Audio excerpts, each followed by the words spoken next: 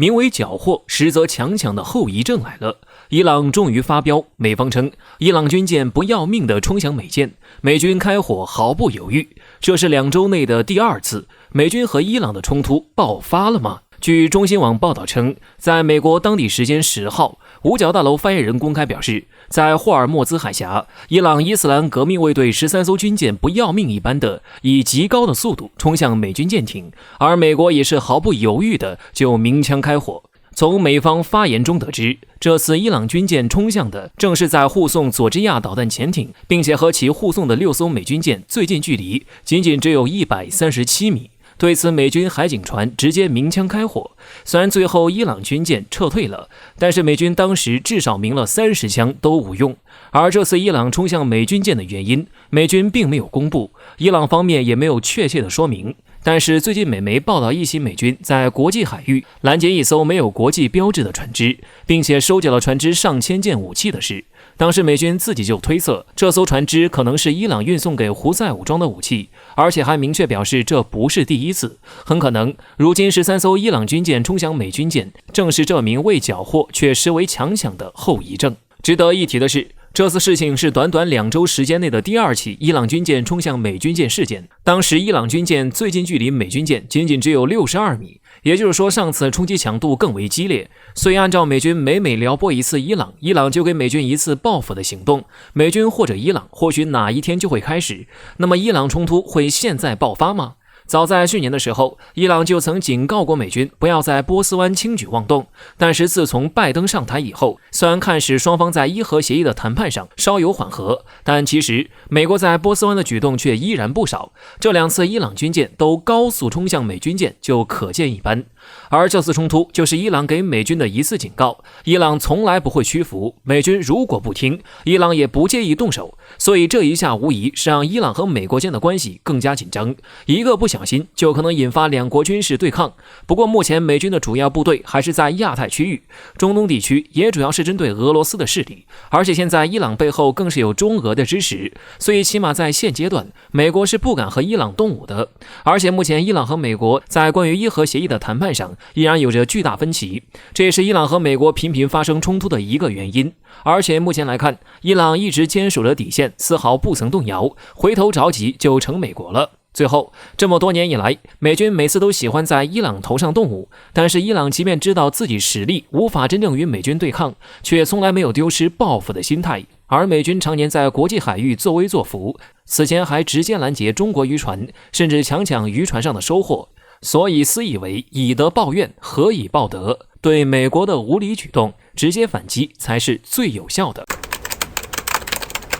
中国统一响彻全球，但为何却说中国雷霆反击并没有敲醒澳大利亚？据《环球时报》援引澳大利亚前总理陆克文的文章称，澳大利亚多年来一直试图在中国与美国之间盘旋，但现任总理莫里森的对华遏制战略以及对华贸易的经济脱钩行为不符合澳大利亚的国家利益，在战略上只会适得其反。对此，陆克文抨击莫里森，认为他之所以会这么做，是想要获取纯粹的政治利益，从而拿着澳大利亚的国家经济和安全的核心利益进行一场豪赌，来借此赢得自由党党魁的位置。但盲目介入台海冲突，这就是在自杀。毫无疑问的是，中国统一是一种历史趋势，尤其是随着美国国务卿布林肯在近日的7国集团会议上重申支持一个中国原则的立场，也表明了拜登认为维持台海地区的和平与稳定符合美方利益，同时也让中国统一这一话题再次响彻全球。一直以来，澳大利亚都对美国马首是瞻，所以在美国表达出一个中国态度后，莫里森也表示，澳大利亚将坚定地与美国站在一起。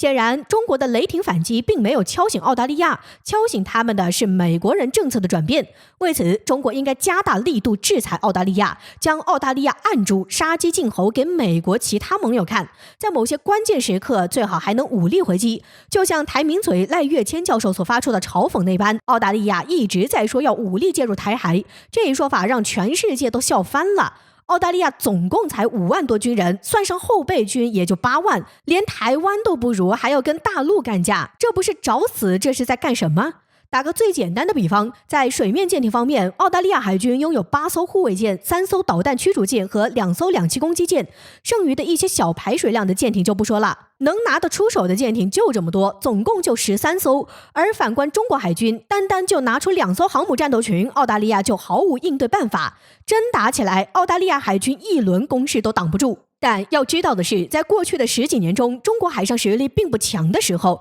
澳大利亚在台海问题上反而没有插手过中国内政。然而，中国海军实力越来越强，澳总理、防长、外长和内政部长等人却出人意料地违背了这一共识。很显然，这在一定程度上反映出了实际上中澳之间根本没有任何关系，其中只有中美关系的存在。这一现象也说明了，只有在实力上彻底压制美国，才能让这些跳梁小丑通通闭上嘴巴。近期，因为印度受邀参加在英国伦敦举行的 G7 集团会议，重点讨论对华战略，让外界担忧中印边境的短暂和平可能即将被打破。不过，会上印度的表现却让西方国家看到了印度的犹豫和退缩。见印度不上钩，又一轮舆论攻势席卷而来。在5月11日，美国传统时政媒体《国家利益》刊文指出，印度海军在很多人眼中往往习惯性与事故、陈旧、落后等词联系在一起，但印度海军却是现在国际社会中不可忽视的力量。按照成立时间来看，早在1612年，在殖民机构东印度公司的布置下，就成立了英国皇家印度海军。到1950年，印度脱离英国控制，这支海军也被改名为印度海军。该媒体指出，从全球过去几十年的历史来看，印度海军的发展或许无法和中国对比，但作为一支拥有1艘航空母舰、8艘两栖登陆舰、10艘驱逐舰、13艘护卫舰和3艘核动力潜艇的海军，印度已经可以说拥有世界名列前茅的海军规模了。文章中也提到，印度军纪确实是一个重要的问题，这导致印度海军事故不断。但是只要运用得当，印度海军显然会成为一支不容小觑的力量。在过去的几十年里，印度多次利用自己的海军优势压缩巴基斯坦的海上战略空间。如果不是有中国多次相助，恐怕巴基斯坦已经要彻底丢掉绝大多数领土。此外，因为印度海防线漫长，与周边国家也多有不和，因此对于海上的建设，海上颇为重视。在上个月，印度国防部国防大臣什里帕德宣布，印度海军预计在2030年之前投入大约510亿美元的资金，用于建设海军力量，其中会有大约70%的资金用于本土的零部件采购，刺激印度制造发展。另外，印度海军也在有意识地培养自己的海军部队，积极参与西方牵头下的多国海上军事演习，希望借此学习先进的战术训练经验。有观察人士指出，此前印度参加 G7 会议中就有提到未来对我国南海海域的谋划。印度虽然也很积极地向美国靠拢，但是在落到具体实际动作上时，却在尽可能避开一些敏感地点，担心自己在海上突然遭遇不测。而之所以西方媒体发起这波鼓吹印度海军的舆论攻势，